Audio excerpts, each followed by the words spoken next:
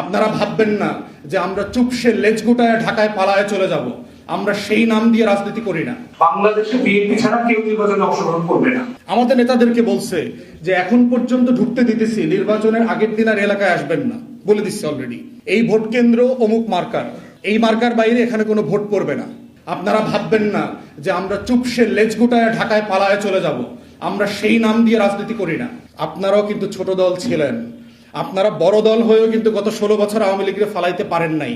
আগামী নির্বাচনে তাদের এই গুন্ডা পান্ডাদেরকে কাজে লাগাইতে হবে। তাহলে বিএনপি দেখেন তার বন্ধুদেরকে কিভাবে সে ট্রিট করতেছে, যেটা আওয়ামী ফ্যাসিবাদের আমলে আমরা দেখেছি, এবং বিএনপির একাংশের আচরণ ঠিক একই রকম ভাবে নব্য আওয়ামী ফ্যাসিবাদের মতো মনে হচ্ছে।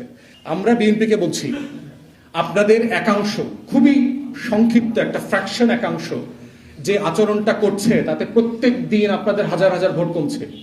শুধু গতকালকের ঘটনায় সোশ্যাল মিডিয়াতে আপনারা যা দেখেছেন, বাংলাদেশে ন্যূনতম আপনার এই একদিনে 10 লাখ ভোট কমে গেছে সারা বাংলাদেশে। এবং আপনারা যদি আপনাদের এই অভদ্র একাংশ, খুবই ছোট অল্প কটা মানুষকে নিয়ন্ত্রণ করতে না পারেন, তাহলে কিন্তু আগামী নির্বাচনে আপনারা চ্যালেঞ্জের মুখোমুখি পড়বেন।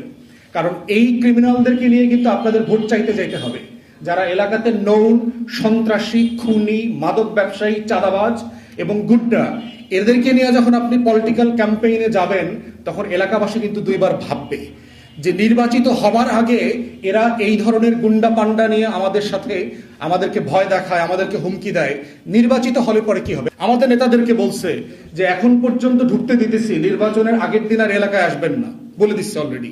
এই ভোট কেন্দ্র অমুক মার্কার, এই মার্কার বাইরে এখানে কোনো ভোট পড়বে না। প্রশাসনকে ইতিমধ্যে জানিয়েছি যে আপনারা বাংলাদেশের ইতিহাসের সবচেয়ে একটা ব্যর্থ নির্বাচন আপনারা উপহার দেবেন আমাদেরকে।